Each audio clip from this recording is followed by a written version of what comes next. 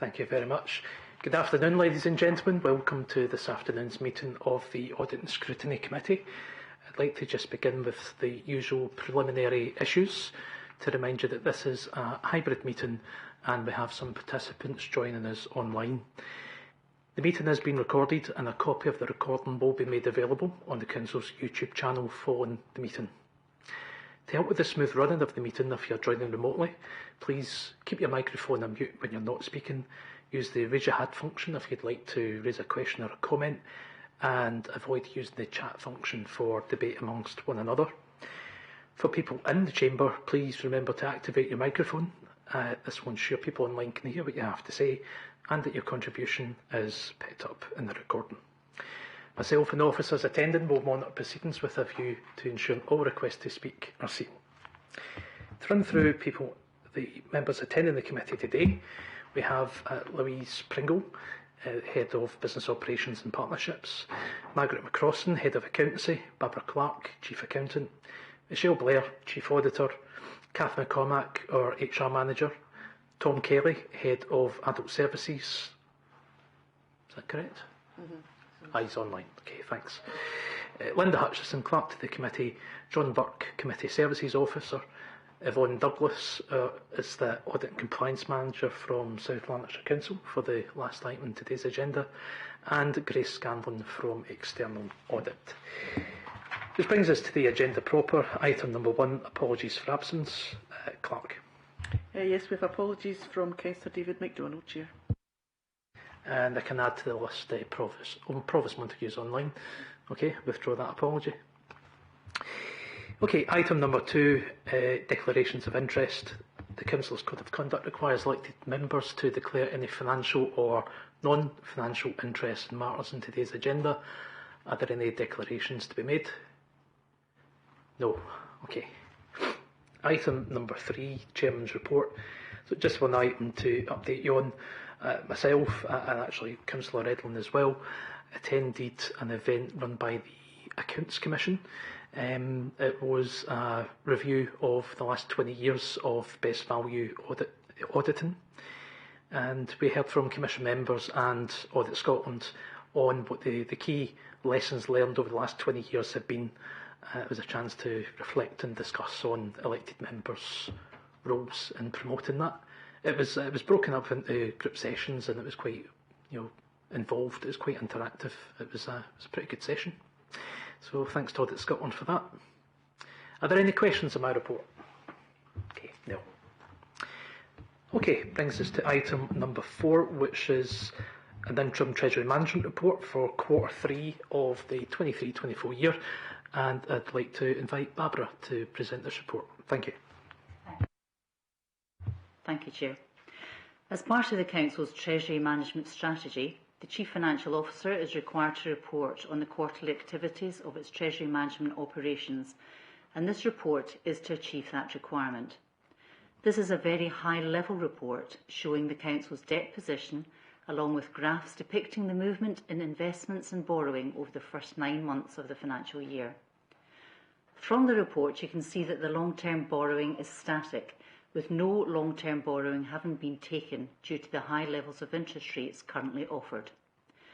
As part of the Council's strategy, the percentage of variable rate loans should be no more than 15% of the total debt outstanding, and in the first 9 months of the year this has peaked at just over 7%. This will creep up as PWLB loans are paid off or reduce as further loans are taken. With regard to the short-term investments, these have decreased due to the cash flow in both capital and revenue. Both expenditure and income can fluctuate daily depending on whether there has just been a pay run or a large creditor run, so the short-term balances reflect these cash flow movements. The prudential indicators in the report help to confirm that the capital investment plans and Treasury management decisions are affordable, prudent and sustainable. In particular, the prudential indicators 3 and 4 demonstrate that the Council is operating well within its limits, with the movement in these indicators resulting from a change to the profiling of capital spend since the indicators were approved in March. Lastly, the report requests that the Committee recommend to the Council that the attached list of counterparties be approved. This has not changed from the counterparty list last approved as part of Q2 report. All investments are restricted to UK bodies with high credit ratings, with the maximum period of investment restricted to 6 months. I'm happy to take any questions on the report, Chair. That's great, thank you, Barbara. I have one question before I open it out. On page 5, the temporary investments interest of 5.17%. So that's presumably what was 5.42% in the most recent quarter. That's presumably what we are earning on funds we have in deposit. Obviously, the Council has some reserves which we are required to have under best practice. Do we earn interest on those reserves? That is what that 50 million is. That is covering the reserves that we currently have. Okay, well that's great, much appreciated. Thank you. Any questions from members of the committee?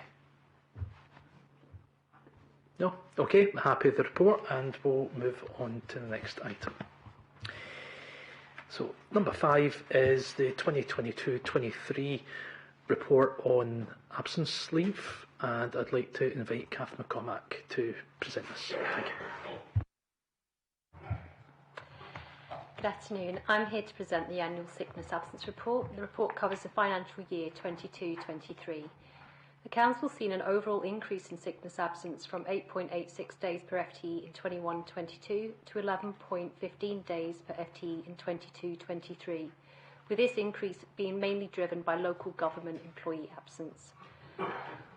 One area with high absence was the HSCP, which had extreme operational pressures in 22-23 caused by high levels of sickness and the impact of COVID pressures on that service area. East Wren is ranked on the annual basis through the Scottish Local Government Benchmarking Framework. First place in this rank order demonstrates that a positive in terms of absence levels. In 22-23, ERC was placed joint 5th with another council for our teacher absence and joint 11th with another council for our local government absence. If all the councils were split into 4 quarters, we would be first in terms of, we'd be in that first quarter in terms of teacher absence, and we'd be in the second quarter in terms of local government absence. Across all our workforce, stress non-related work absence remains the highest reason for absence. This type of absence relates to employees' personal circumstances outside of work, and it can also include financial concerns and worries. Some information has been provided in the report regarding absence trends gathered from sources such as the Chartered Institute of Personnel Development and the Office of National Statistics. Both of these sources have identified that average absence levels remain considerably higher in the public sector at 10.6 days per employee than in other sectors, such as the private. The ONS identified that these differences can be due to the different types of jobs in these sectors, some of which have higher likelihoods of sickness than others. In particular, they called out caring occupations as having the highest rate of sickness absence in 2022, which would correlate with our own data. Another factor is workers in the private sector are less likely to be paid company sick pay for sickness absence than those in the public sector, where there is a significantly shorter period of paid leave. Absence management continues to be closely managed across the Council. There's been targeted training with areas of high absence, and we continue to run training via our corporate training calendar. HR provide ongoing support to managers to ensure staff are met with frequently and the relevant guidance and sought through occupational health where appropriate. A lot of work has been undertaken in the HSCP to set up weekly absence panels to target absence and support absence management processes, including HSCP temporary funding a HR resource to support them. Recent data has indicated an improvement which is attributed to the use of these management-led absence panels, early intervention discussions with staff and weekly absence management training sessions with managers. We focused on staff health and wellbeing quite a lot in the past year. We have a temporary funded trained health and wellbeing officer who's developed and delivered training for our staff on areas such as mental health and resilience. This role has also arranged health checks for staff which tested blood pressure and glucose levels, etc. This has resulted in a number of staff requiring referrals onto their GPs for further tests. We'll continue to focus on staff health and wellbeing and target actions from our wellbeing survey. We've also have some financial wellbeing courses scheduled. This is particularly important as research demonstrates that proportion of stress absence is linked to financial issues and insecurity. To conclude, sickness absence levels increased in 22-23. It's important to maintain a focus on absence improvement actions and health and wellbeing. Therefore, these actions will continue to be supported. Thank you. That's great. Thank you, Kath. I must admit, when I was reading these papers, I was quite alarmed at some of the increases in the absences here. And we, of course, are a scrutiny committee. I don't doubt for a minute that these absences are legitimate absences. But with a lot of these being non-work related, I suppose the question is what are the actual levers of power available to us as an authority, as an employer, to try and tackle this amount of leave? And are you confident that the systems and the processes that we have are being implemented in the best possible way? So we have a sickness absence policy which clearly defines at different points in the absence what meetings have to take place with that employee. We have seen quite a lot of ill health retirals over the past year, so that's where somebody is too unwell and just can't return to work. But we would still have to go through a process with that individual in line with our policy. So these processes aren't quick, and that then obviously increases our absence levels. Something else that we're looking at is we are reviewing our sickness absence policy to try to make it easier to understand for employees and for managers, because we do have quite a lot of stages and sometimes managers might get confused and not perhaps have a relevant meeting with a staff member. The most important thing with sickness absence is to keep that dialogue with the employee, to speak to them when they're off sick, even when they return to work, having that meeting with them just to make sure that they're offered support, and also reasonable adjustments to help that person back to the workplace. Yes, Louise.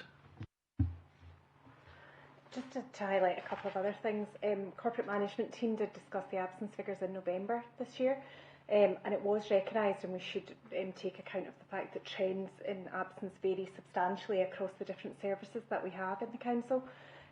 We should have differing expectations of, say, an office-based team and what they can achieve versus one that's maybe doing manual or care work out there in the community. They are often working across all shifts in different weathers. They'll often have a different age profile. And there are a number of services as well that are undergoing change just now, different reviews that can put pressure on staff as well and result in absences. So I think one of the things we talked about was it's important that we all go as directors and drill down in our individual services, look at the levers, look at the causes, and look at what we can all be doing and understand the issues. So the HR team have been going round and discussing absence at a detailed level with each departmental management team, and the corporate management team are planning to have a follow-up discussion on this shortly. Thanks.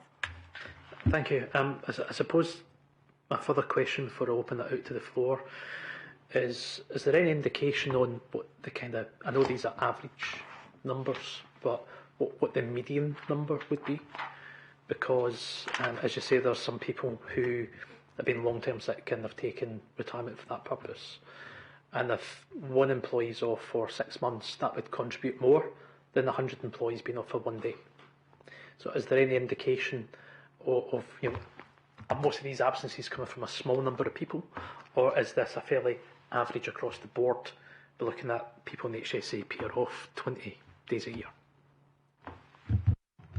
I guess it's difficult because this report is obviously looking at average, so it's the average absence across the FT by the department. It's probably something that we would have the data, but it's not something I've obviously detailed here, so perhaps that's a follow-up we could provide. Yeah, we could provide the differences in short and long-term absence. I think it may be teased out in questions from other members, but I think that's potentially something that would be quite useful, would help give more sense to the figures that we're looking at, because average implies, well, it's this is what your average employee is doing, but in actual fact, if it's mostly contributed by a small handful of people for very long periods of time, that may make us look at it slightly differently. Are there any questions from members? So I have Councillor Ireland and Councillor Edwin. Thank you very much, Chair. I've got a couple of questions. I noted in the report, and when you were speaking there, they were talking about where we sit in the ranking, and I was just wondering. I understand this may come in a later paper, but will there be more information coming to the committee on where we sit in the sort of benchmarking framework? Because I've seen that before, and I'm just wondering when that would come out, because I'm fully aware that there might be the issues covered in this report could very well be across many local authorities. So that would give me a better picture of that. But there was, before you answer that, I actually I had one other question. It was under the health and wellbeing on page 4 on the report. I wanted to say what struck me when I read the papers was the amount of fantastic work that's been done to try and address this. So I wanted to take the opportunity to say thank you and ask that that gets passed on, because the amount of work that the health and wellbeing officer is doing, I was so impressed with the health checks, because I noted it said staff feedback has been extremely positive, and that's what you want from that. So there's been great work done there, but I noticed it said they're on a temporary basis. So when does that temporary basis come to an end? Is it 1 year? It's just, that's a lot of good work that's happening there. Thank you. Would you like to pick those points up? Thanks. Points up. So first of all, the benchmarking data. So the rankings that you are talking about, Councillor Ireland, are related to local government benchmark data. So we will get our 22-23 data published later on this year.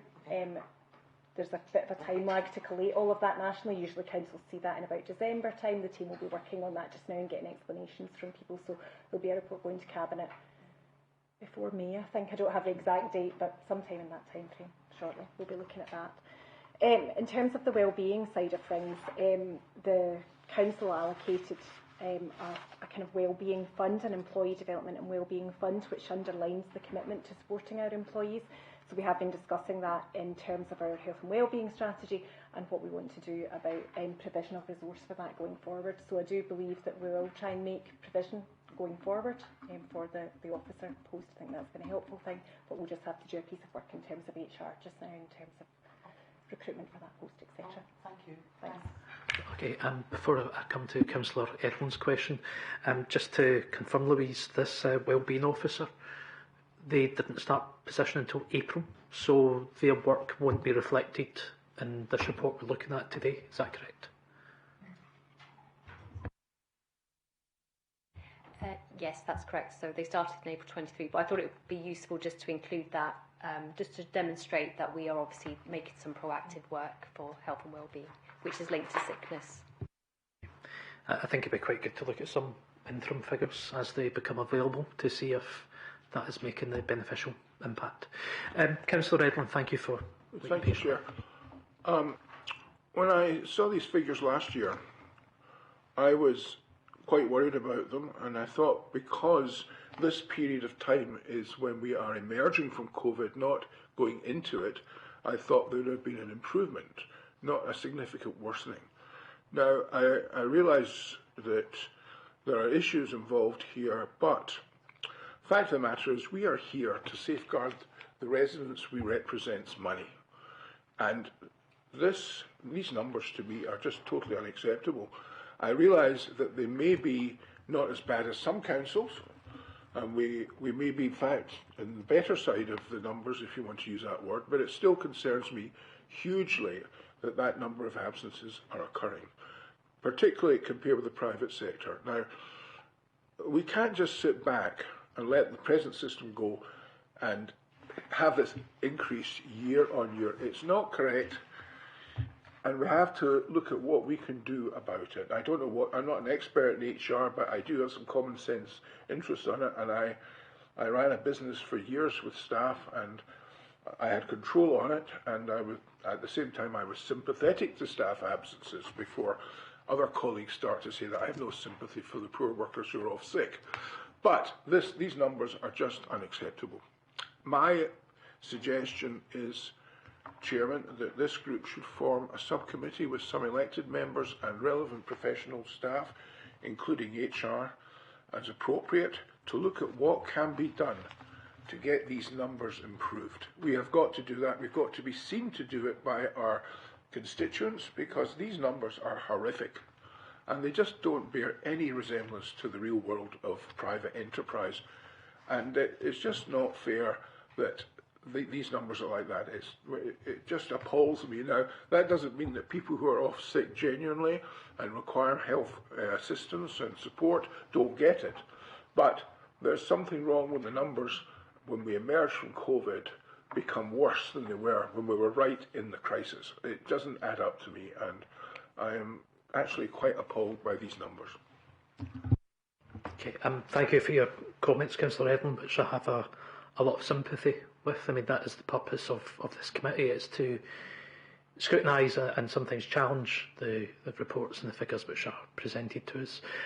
Before I pass it over for comment to pick up the points you made, in terms of the establishment of a subcommittee, of course, Councillor Edlund will be aware that the scheme of administration, the scheme of delegation, sets out what committees exist in this council, and that's what gives this committee its position and its powers. I'm very keen that we as a committee are the body which tackle and deal with this issue, rather than creating a dedicated committee, which I'm sure Councillor Edlund will appreciate. But I appreciate the suggestion. Can I come over to Kath or Louise for some response, please? Thank you. Kath will correct me if I'm wrong in this. I'm just having a discussion about the COVID figures, the COVID absences. COVID absences only started to be included in these figures after a certain point in time, so they're not directly comparable for the whole COVID period. So that the inclusion of COVID figures at a certain point of time is why we are starting to see specific increases in absence. And that was true, that's not just our council, that was how COVID absences were treated nationally. I would say we have to bear in mind the types of roles that we perform in the public sector. I don't think we can directly compare. We should always try to keep absence as low as possible. That is a priority for us. Best use of public money is also a key priority for us, and low absence rates would be part of that. But we do need to bear in mind the types of jobs that our workforce does that are very different to a private sector workforce. So differences in the types of jobs, like the care profession, very manual jobs, shift patterns for our, for example, our cleansing workers out in all weathers, out this morning emptying bins in -5 temperatures, and with an ageing workforce as well. These things do make a difference. And CIPD reported that staff in public sector roles are more likely to feel exhausted and under excessive pressure at work, and some of that comes through the budget challenges that they have. Teams have reduced year on year, and that puts excessive pressure on the staff that are left. COVID times have also been very difficult for our staff. The additional workloads that staff took on in terms of dealing with business as usual activity, trying to keep services running in very difficult conditions, whilst also taking on significant additional duties to manage COVID generally and to help the public deal with COVID, shouldn't be underestimated in that period. And while you would say COVID ended a certain time ago, a number of our services still experience the tail end of COVID and still experiencing rising demand as a result of COVID. And that would be particularly true in our health and social care partnership, and also a lot of our services that are supporting people. So those aren't excuses for absence levels. I think we treat absence very seriously. However, I think you need to understand the context of the absence generally and the differences between the public and private sector in that regard. But we're happy to keep in touch with the Audit Committee on this and any further deliberations that the corporate management team have around this. Thank you. Yeah, thank you very much. I think it would be quite a good idea to have another report on this at the 6-month point. Obviously, you've stated in your case that some changes have been made to try and tackle this, and I think it would be better to find out sooner rather than later if that has been effective. Obviously, we would need to account for seasonality and so on in that 6 months, but I think it would be a good thing for the committee to come back and revisit that rather than wait until next year.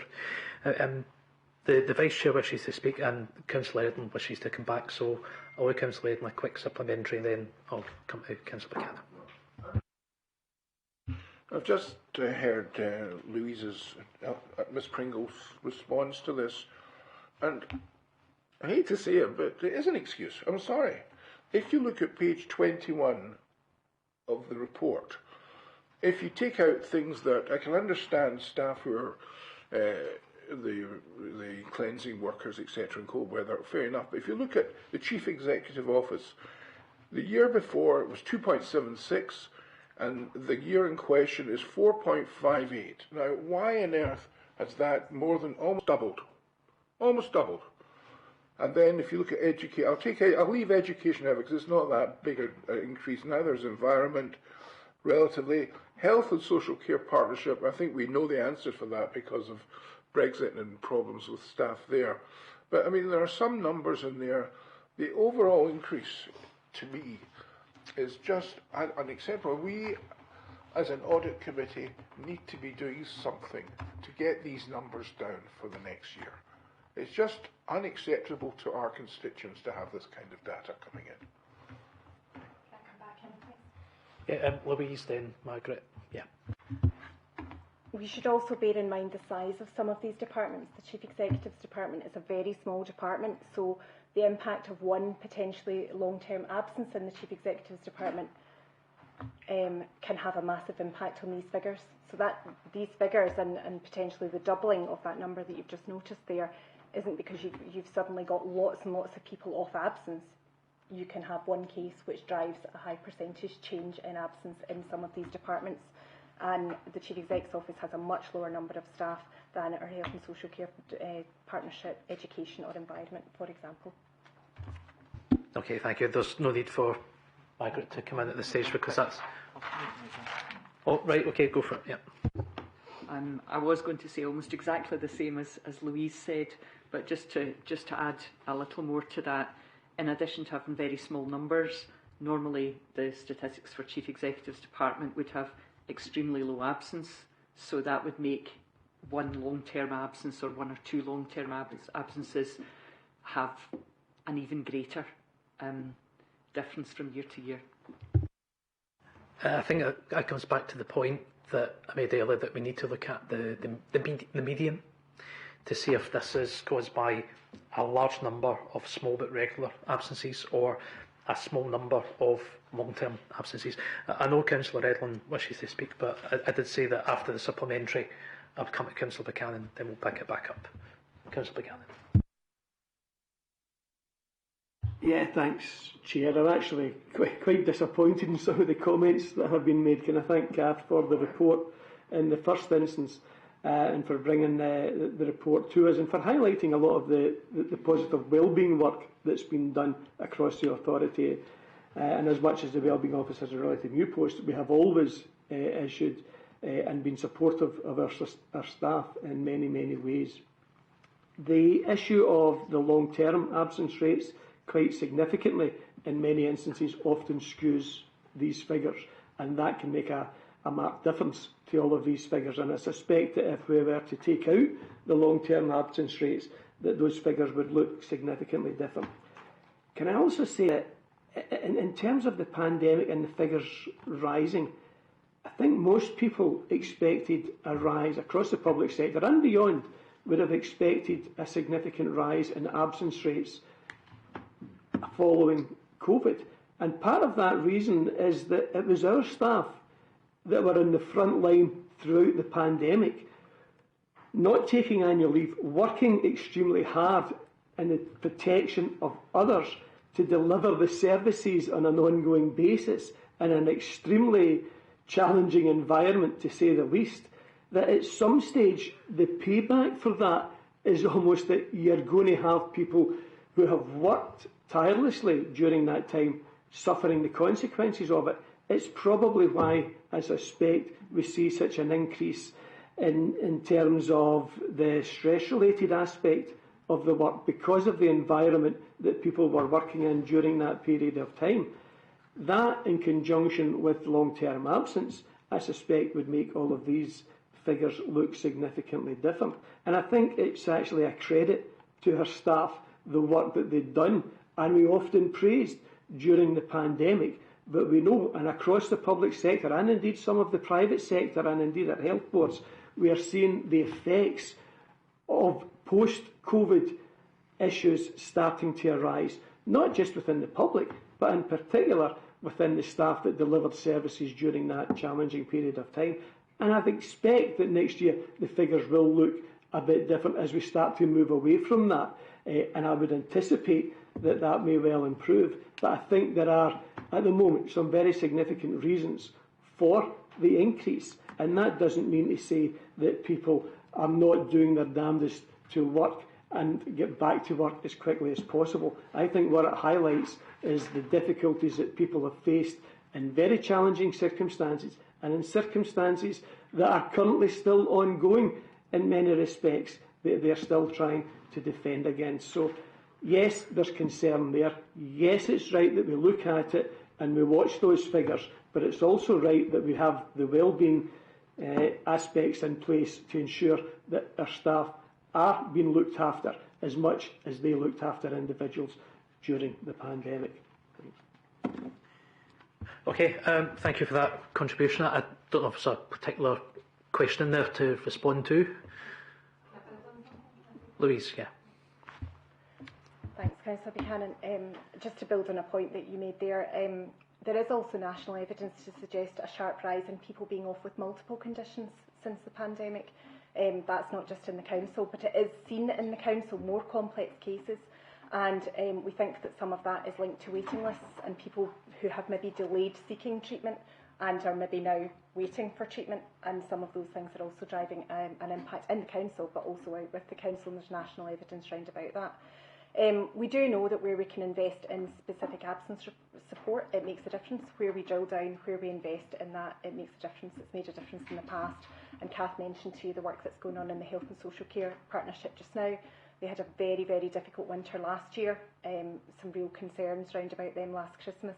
And weekly absence panels were set up, additional HR resources put in there, training for managers, early intervention discussions, and we have seen a significant shift in their absence as a result of that. And while the service still experienced real challenges this winter in terms of demand, etc., the absence problems were nothing like what they had been the previous year in terms of the impact of that service. Thanks. Okay, well, I certainly hope that is the case and what we see in that 6-monthly interim report. Councillor Wallace, you've been waiting patiently. You, right, okay, fine. Question I would like to ask is, I mean, notwithstanding the comments from the Vice Chair of the committee who referred to some of the work challenges which people have faced, there's no getting away from the fact in page 22 the biggest factor for both teacher and non-teacher absences is non-work related situations. So it's not that the message that's coming through here is, well, working staff too hard. This is things from out with the workplace. And the question that has to be asked, we are a scrutiny body. We challenge, we question things, and that's our job, is to check the veracity of what we're being told and what's being presented to us. Stress is not something that's readily, it's very real, but it's not something that's readily pinpointable or identifiable. So I would come back to, are you confident that managers are carrying out the necessary, questions and checks and following the systems to ensure that all of these cases stack up?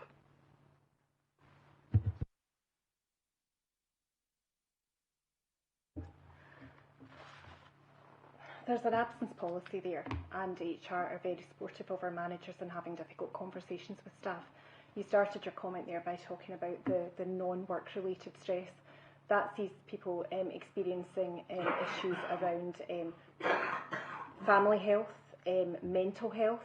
We know that there have generally been system rises in mental health since the pandemic. Cost of living crisis has put people in difficult financial circumstances. Kath mentioned the support that we give to staff around about those areas. We have, in terms of the demographic of our workforce, you'll find a lot of people who have perhaps commitments around young families and also ageing parents. That can bring its own challenges and pressures for staff as they try to manage that and work, and we see that being done very well by people every day, but equally there are pressure points at some points as our workforce tries to juggle that. We've talked in this committee before about menopause policy and how we support staff through that as well. There's just lots of different factors that I think affect our staff outside work, and it's sometimes difficult to draw the line about what's a work issue and what's people are humans, and there are a range of circumstances that people are dealing with every day in life. We get amazing commitment from our staff, and I think actually even hybrid working has meant people they're not just phoning in sick and saying I'm not coming in sick, they're saying I'm really not well enough to come into the office, but I'm going to try and jump on that Teams call and then I'll have a rest and then I'll maybe look at my emails, and we're saying to them, you need to get better, so make sure you take the time as well. So it's very much that balance. We do see our staff going the extra mile, but they're people, they're dealing with a complex set of circumstances. People's lives have become a bit tougher since the pandemic for a range of different reasons, and it's trying to juggle that, I think. Okay, thank you, Louise. Councillor Bowles. I'll just simply say, we all understand these, but everything that has just been said in the last 5 minutes, it suggests as if these are issues, be it external or internal to the organisation, that's peculiar to the public sector. It's everywhere. It's not just the public sector that have humans, so does the private sector. So I think really what we're looking at here is just to try and be as objective as we can, and we understand as to why we maybe make subjective comments, because these are people we work with, so we understand the difficulties. But we're getting this every time. Every time this comes to committee, we challenge it as best we can, and we never, or very seldom, do we see any positive changes. In fact, I would suggest it's just getting progressively worse. I'm not suggesting that the systems are anything to do with this. I would even suggest that it's going to get an awful lot worse, because we already know that CARE, the IJB and the big pressures, the huge pressures that are on there, is just going to have even further pressures on our staff. So I think we have to take in these factors into consideration as well as our managers, who quite clearly are having difficulty having conversations with our staff. They're going to have even more difficult conversations, because they're going to have less and less time to have these conversations, because our staffing is having to be cut progressively every year because of the continual lack of funding that we're having in the public sector. And I would suggest that the pressures that are coming through there are having an impact on our staff as well, is not knowing exactly what is round the corner, because we can see it everywhere in the press just now is about cuts coming through from central government. So I think we have to take these factors into consideration, but we must continue to be as objective as we can. It would be, I certainly feel, in order that we're perhaps making sort of generalisations about public sector, private sector, I think it would be of value if we could actually have some figures in the report, so that we can have objective comparisons rather than us just kind of throwing comments out.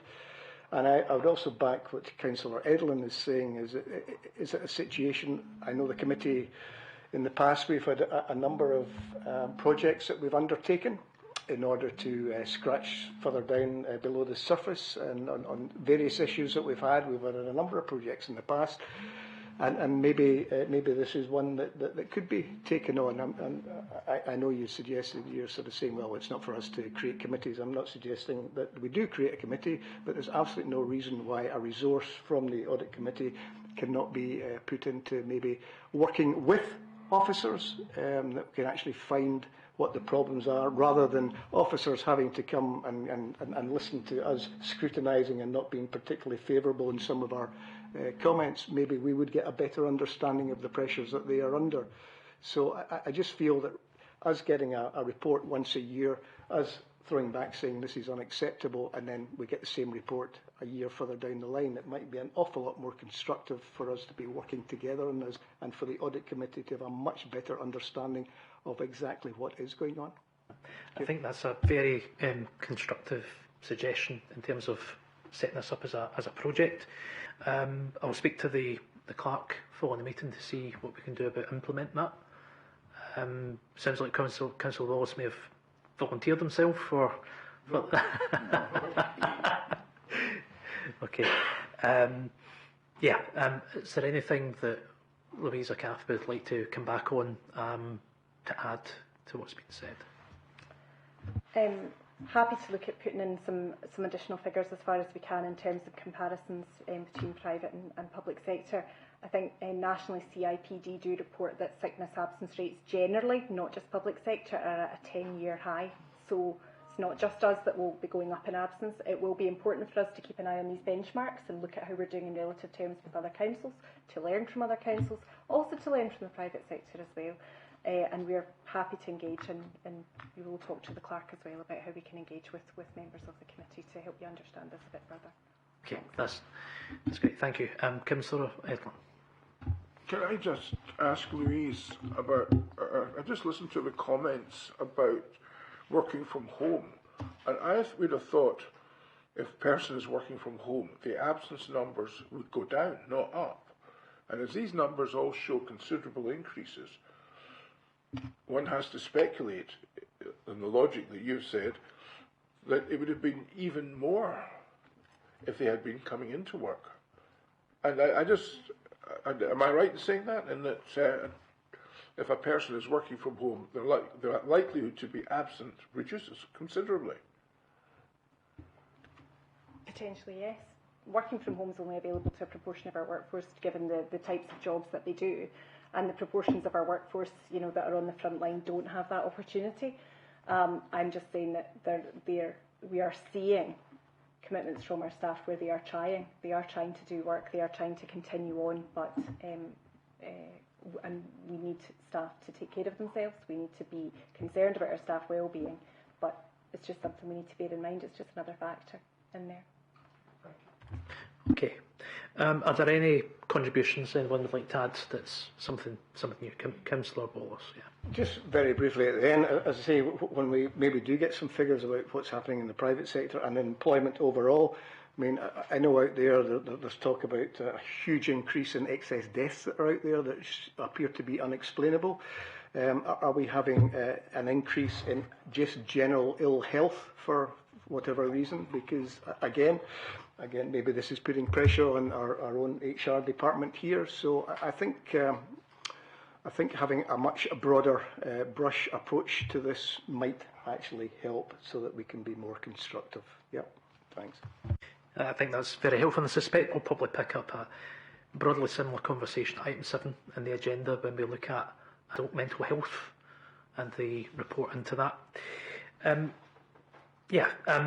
think to conclude, we've had a bit of a going through this. Yeah, the numbers are disappointing and cause for alarm, and will be to our constituents as well.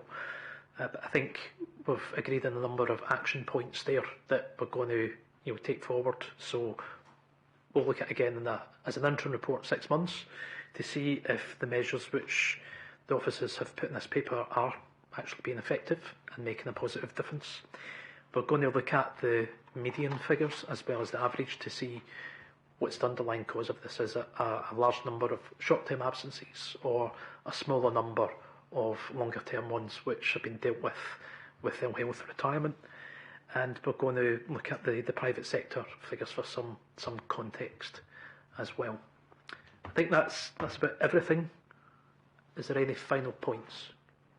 No, Clark. I think there was a suggestion about exploring another piece of work, but maybe we could just leave it that we explore options about taking work forward. Would that be acceptable? Yeah, I mean, to look at if we're going to look at this as a project, we need to think about what we're actually going to be looking at. And I think the report that we've just described there and set out is... We agree on terms of reference. Yes. So I think it'd probably be best to explore the best way of taking that work forward. I don't necessarily think it needs to be... I mean, there could be various models that could be used to look at that. I mean, it could be some... Well, I could think of 2 or 3 just off in my head, but... Yes, correct. not talking on camera there, we could have a couple of off-table discussions with elected members out with committee to help them understand some of the issues and give you a chance to get into it a little bit deeper with us and see if you think there is merit in something else or whether that just helps to aid your understanding of the work that we are doing in the different pieces. I would agree that on one condition, that the findings do come back to the committee, because this is obviously the open democratic forum where constituents get to watch proceedings and see what happens, and likewise so does the media, and I think it's important that we have that openness and transparency around the debate. My suggestion would be we do that before the next 6 month report, and then the impact of that discussion can feed into that 6 month report. Okay, that sounds good to me. Okay, so moving on to the next item on the agenda, which is a summary of early retirement and redundancy costs to 31st March 2023. And again, it's over to Kath for this one. Thank you. So I'll provide the summary. So redundancies continue to be assessed using a process based on financial business case. Where the organisation chooses to grant an early retirement or voluntary redundancy, the financial business case for the restructure needs to show that the costs can be recovered within an acceptable timeframe, with ongoing tangible savings being achieved thereafter. It should be noted that some redundancies are paid due to legal requirement and there is no business case for these. This can be due to a number of factors: termination of a temporary contract with no long-term funding, termination of a temporary contract where the employee has continuous service from another public sector covered by the redundancy modification order, or deletion of post. In the report timeframe, there were 12 instances of early retirement redundancy. 2 of these instances were due to the end of temporary contracts, as these were over 2 years in length. The initial cost of processing the early retirement redundancies was £406,317, resulting in a net annual saving of £531,074. From these figures, the initial outlay to process the early retirement redundancies will be recovered in 0.85 years, with savings in excess of £531k per annum thereafter. That's the end of the overview. The appendix shows the detail of the data. Are there any questions? Yeah, thank you for that, Kath. Are there any questions? Gordon, Councillor Watts. Just curious as to the kind of background to this. Early retirement. So when someone's taking early retirement, is this the removal of a post, or is that individual being replaced in any way? Or it's just to understand what criteria we use to decide on whether it's acceptable or whether we accept an early retirement. Thanks. So it's usually to do with an organisational change. So it might be the department's changing the structure and that post no longer exists, or it may be that that post is being taken out and a lesser post perhaps is being put in. So those figures are all taken into this report. So if a lesser post has been put in, is that reflected in how you calculate the savings? Yeah. Yes, they're called restructuring costs. So that's all part of the business case that has to be put forward, and it's signed off through Margaret Recross in accountancy and Louise Pringle. Okay, thank you. Gordon, another? Yeah, if we could just come with that, if I can just remember what I was about to say there, which was, so if someone's looking for early retirement, and we are having, which presumably is somebody who's got a tremendous amount of experience and knowledge of the council and the council's ways, and we are struggling in certain areas in order to recruit, is redeployment not a better option than in early retirement, or is that an option that we are allowed to provide? Thanks. Redeployment is something that we do look at within the council. Sometimes there's posts that are deleted and not replaced, so those people are then put onto a redeployment register, and we look for suitable vacancies for them, but this isn't always a possibility. So they may have to still leave under early retirement or redundancy. Okay, are there any further questions or comments? Councillor Ireland. It's just a quick question, Chair. I noted that the initial outlay is recovered in 0.85 years, and it's quite substantial savings.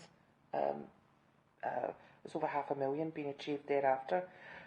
That 0.85 years, how does that, is that what it looks like in a normal year?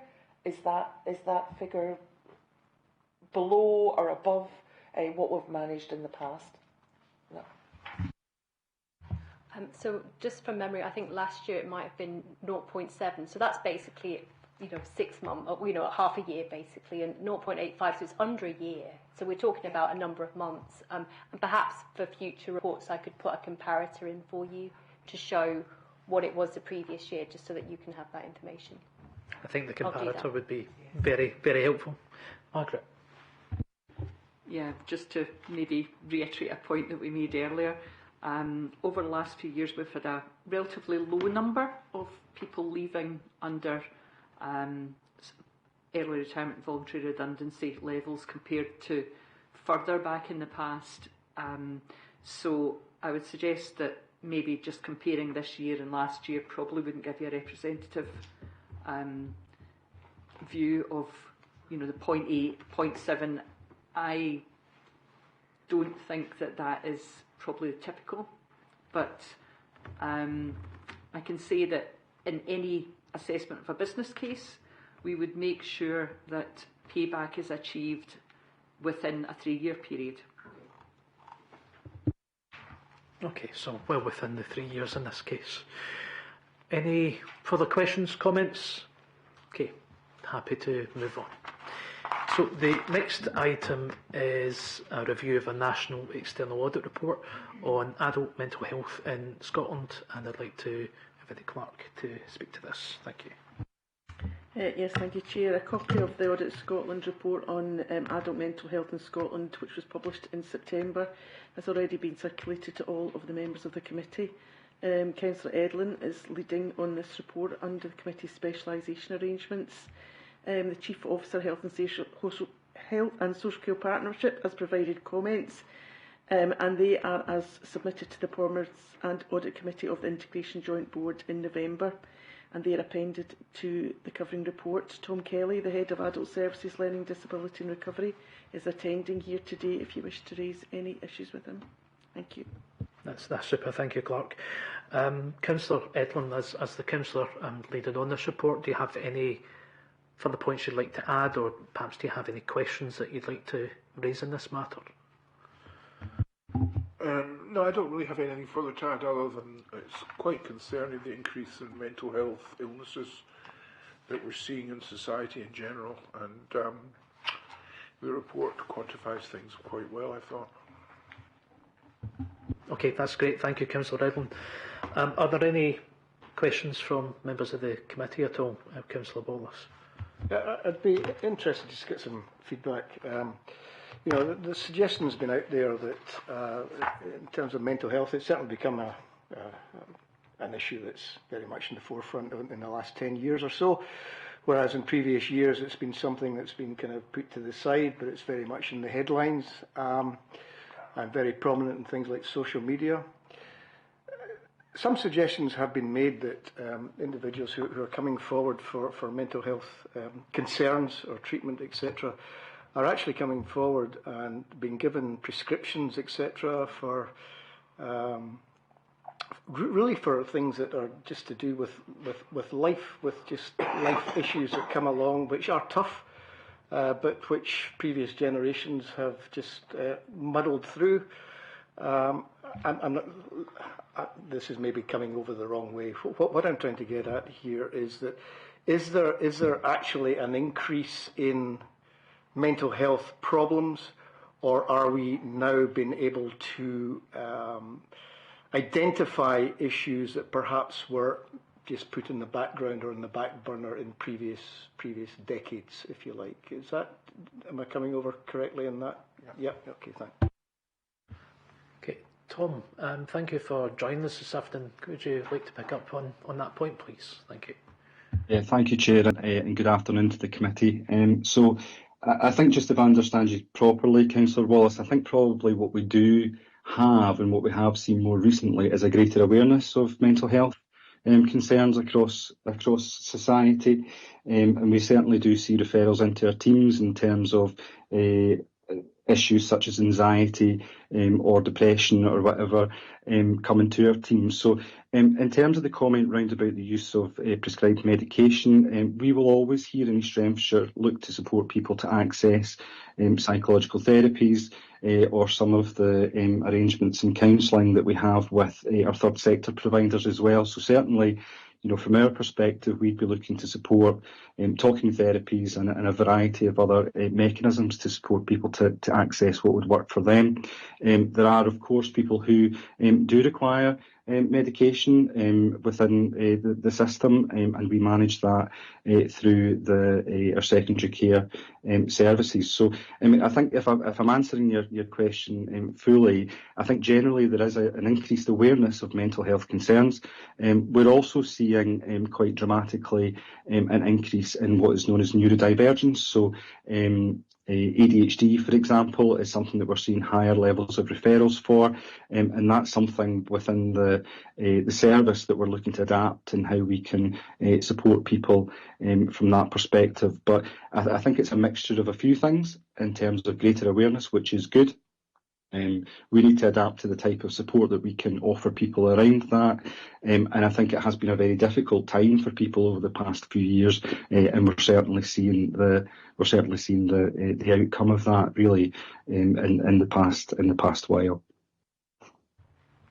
Okay, Councillor, you'd like to come back in? Yeah, it's really my comment or query there really comes through from a report that I read, which suggested that in the last 10 years, well, since 2010, prescriptions for mental health has doubled. And I'll be interested to hear, is that fact? And any kind of feedback as to why that specifically should be. Again, what this particular report was suggesting was that it was just because more and more people were being referred to their doctor or coming to their GP for things that perhaps previously had just been put down as just being part of life. When you talk about anxiety, for example, that people have been anxious since time immemorial. So are we finding now that individuals who perhaps are being given prescriptions unnecessarily, I think is the question, because it is interesting that, as I say, it would appear that it has been doubled since 2010. And again, maybe you could confirm or maybe you could say, well, that's just a lot of nonsense. It'd just be interesting to hear. Thanks. Thank you. Over to you, Tom. Thank you, Councillor Wallace. I think it might be helpful if we were maybe able to have a look at that report in particular, and we perhaps could come back to you with some information once we've had a look at that. I think the general direction is that we will try and avoid medication wherever we can, and I'm sure my colleagues in the mental health team and across primary care would accept that. There will be circumstances, I think, as we see a greater awareness in mental health and the way in which we support people, there will naturally be an increase in prescriptions because we're seeing more people than we did before. But I would certainly caution against that medication was being used inappropriately or it was being used in a way in which we're not using it in terms of guidance, if that makes sense. But we'd be very happy to look at that report, Councillor Wallace, for you and come back with some more statistical information if that would be helpful in a local context. Thank you for that. Just kind of on that, because quite clearly sort of talking therapies like CBT and these kind of things is, I would suspect, an awful lot more time, costs an awful lot more time to your department and people within your department and just general mental health resource, whereas giving a prescription is probably an awful lot easier, but maybe not necessarily the most appropriate form of medication or support, if you like. So I'd be interested to follow up on that with you. Thanks. Just to supplement that was actually the first question I had too. Was there a potential that people being prescribed medications where actually there's another form of therapy or another form of therapy in conjunction with medications which would make them more effective? But clearly, CBT, group therapies, talking therapies are more cost and time resource intensive. Are you confident, Tom, that we are delivering that whole package of remedies, if you like, in a timely manner for those who need them. Yeah, I mean, I think the Audit Scotland report obviously highlights some challenges in terms of meeting some of the timescales, and it's certainly not something that we haven't seen in East Hampshire. We do recognise the issues there. In terms of the kind of range of services, we may find, I'll take a typical example of someone presents to their GP. They may be started on a low level of medication to deal with the immediate kind of concerns that the person has, and also to protect them in those particular circumstances while further referrals are made. It is quite time consuming in terms of working out what is the most appropriate therapeutic intervention for an individual. So it could be CBT, or it could be another form of talking therapy, or indeed it could be something to do with peer support workers, which has been really very helpful. But I am confident within East Renfrewshire that we take a very holistic look in terms of what's right for people at any point in time. The emphasis would always be that we get people through that treatment and that they come out the other end with less of a reliance on if medication is not required for them, and that we do use the kind of therapeutic range of services that we've got to support people to get back to function in the way in which they want to function. So I'm confident that we've got a fairly good integrated approach and a person-centred approach to the way in which we do that here.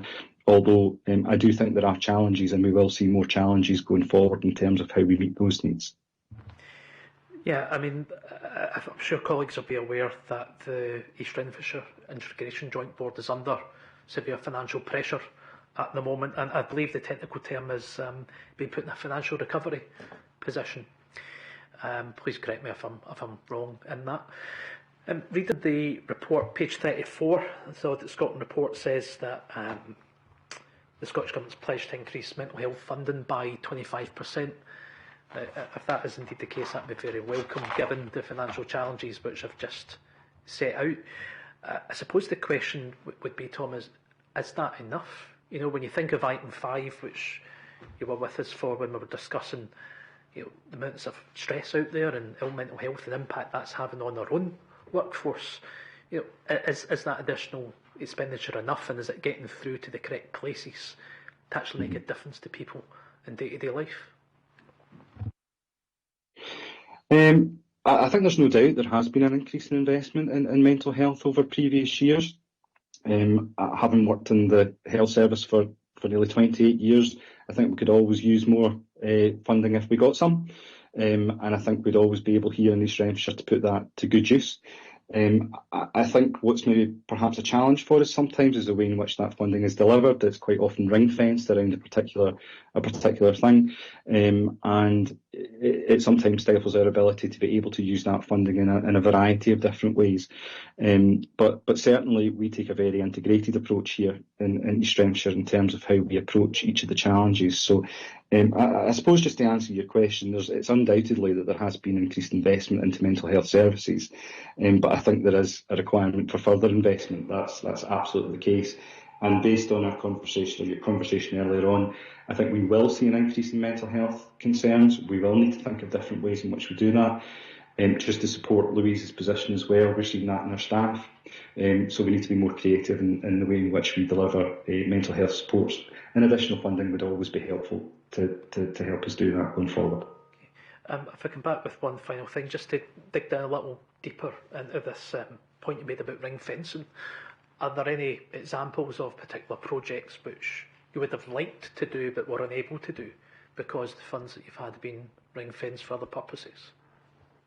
I think so. We tend to get funding. So our medication-assisted treatment standards, for example, there is funding specifically round about that. That's a very, very worthwhile funding resource. There may be other things that we would use for some money, you know, around some of that.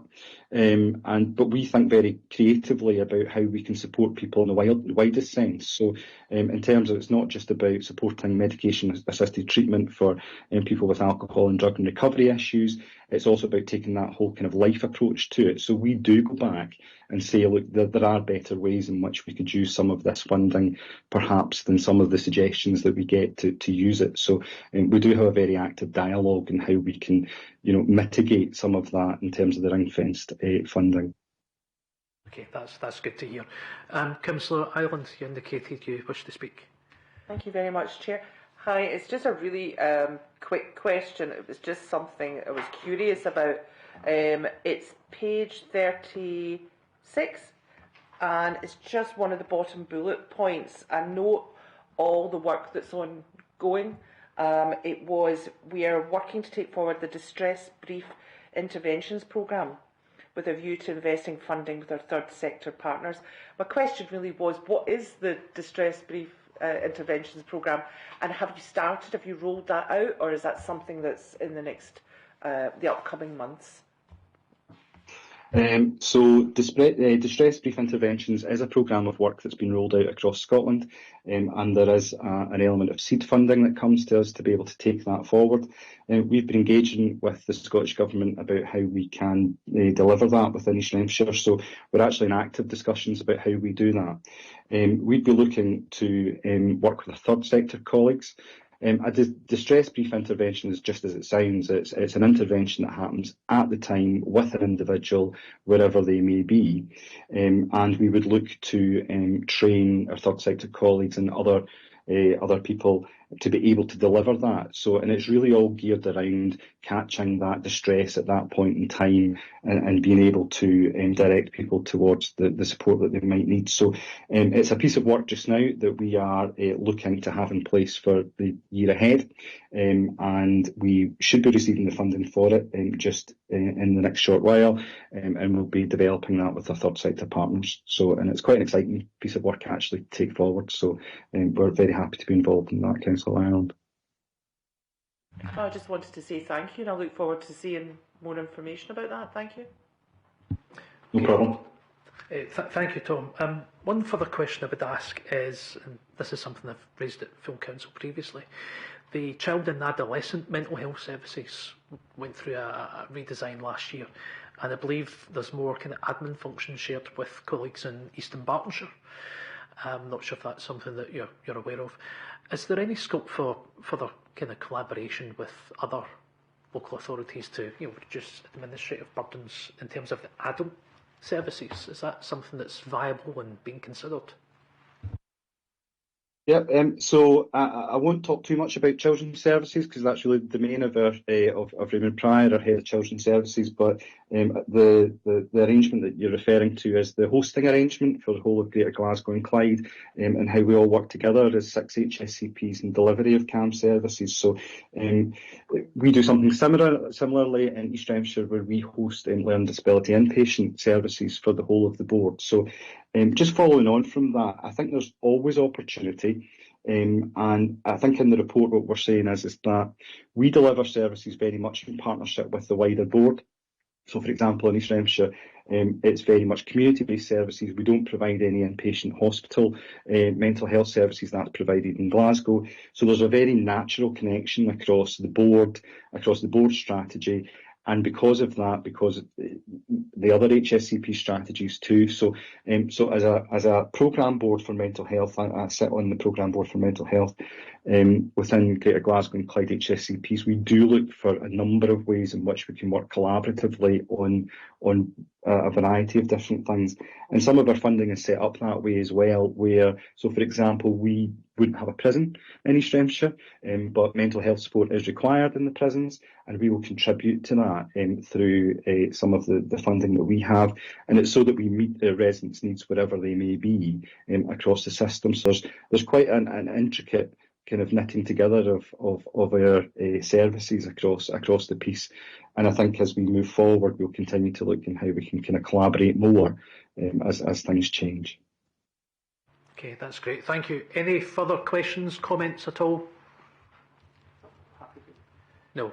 Okay, in that case, thanks for coming along, Mr. Kelly, and thank you for all your comprehensive answers. It's much appreciated. And that takes us to the next item on today's agenda, which is the Public Sector Internal Audit Standards Assessment. And I'd like to invite Michelle Blair to speak to this. Thank you. Thank you, Chair. As members will be aware, we have to be externally assessed every 5 years, and I'm happy to be able to welcome Yvonne Douglas from South Lanarkshire Council to the meeting. Yvonne carried out the external assessment on our behalf, or on us, and I would like to express my appreciation for the way she carried out the assessment. The report concludes that we're generally compliant with public sector internal audit standards, and Yvonne has made some recommendations, but I would like to now pass Yvonne to maybe make some comments about her report. Thanks, Michelle, for the introduction. Just very briefly to take the committee through the report we've got in front of them. The background on page 39 is the start of the report that covers my assessment of East Renfrewshire Council's audit functions compliance with the public sector internal audit standards. You're probably familiar with reference to those in terms of the audit papers that come to you. The purpose of the standards is to define the characteristics of an internal audit function that adds value to an organisation, and you'll be aware that the standards allow a self-assessment of compliance each year, which will be reported to you. As Michelle has referred to, once in each 5-year period, the level of compliance needs to be assessed by an external assessor, and the Chief Internal Auditors Group in Scotland have developed a programme of inspections to allow this requirement to be met. To avoid any subjectivity, the assessment that we use is a standard checklist. It assesses compliance across 14 separate areas, and in terms of the summary findings, you'll find those in pages 53 and 54. This also sets out the various levels of assessment, and by way of context for the committee, it's probably worth drawing your attention to the fact that each section consists of a series of checks. If there's non-compliance in any single element, immediately the overall assessment moves from fully to generally conforms. I think that's probably something that's worth noting, because I'm aware of sometimes negative connotations around the words generally conforms. The details of the outcome of the review are set out in the body of the report, and for any areas where the function didn't comply, we agreed an action, and that's summarised in the action plan on page 57. Just in conclusion, I probably wanted to bring your attention to the kind of key assurances that the committee can take from the review. Firstly, that there's significant level of compliance with all areas of the standards, that there's relatively few areas of non-compliance that were noted as a result of the review, and for taking forward, for each of the areas where there was areas of non-compliance, there was an action agreed, and the Chief Auditor has recorded a response that the committee can now use to track delivery. So that concludes the comments that I would want to make around that. If I can just take you to the recommendation that sits within the covering page at section 6, and that is that the committee is asked to note the content of the report and the proposed action plan contained within the report. And thank you very much, but happy to take any questions that anybody has on the process itself. Thank you. That's great. Thank you, Yvonne, and thank you for all the work that you've put into this and for your attendance at our committee this afternoon. Are there any questions on this at all? Councillor Gordon-Wallace. Thank you. You'll be familiar that the internal audit is under great pressure as far as staffing is concerned. With that in context, I'm kind of looking at this report and thinking it's actually quite exceptional given what the internal audit department is having to deal with just now. I'd be really interested to see in your understanding of how other authorities are working, or other internal audit facilities are working, as to, is the staffing difficulties we have here, is it unique to East Renfrewshire? If so, or if not, what recommendations you could do or you could provide in order for us to actually try and do something about this, because we are concerned as an audit committee that the internal audit has been severely under-resourced for quite some time now. Thanks. Yvonne, if you could pick that up, that's a very good question. Thanks. Thanks. My response is obviously within the context of working for South Lanarkshire Council. So we have a bigger function within South Lanarkshire Council, so we haven't had to recruit for a period of time. So that the particular pressures that you face around under-resources is not something that we've had to deal with within my own council. What I'm aware of through discussions in the Chief Auditors Group is that this is a problem, that we cannot recruit internal auditors. We can't attract people into our internal audit functions. In terms of a solution to that, I don't have a solution to that. I don't know what the answer to that is. I think the public sector in general is struggling to recruit people because of the attractive options that are available elsewhere.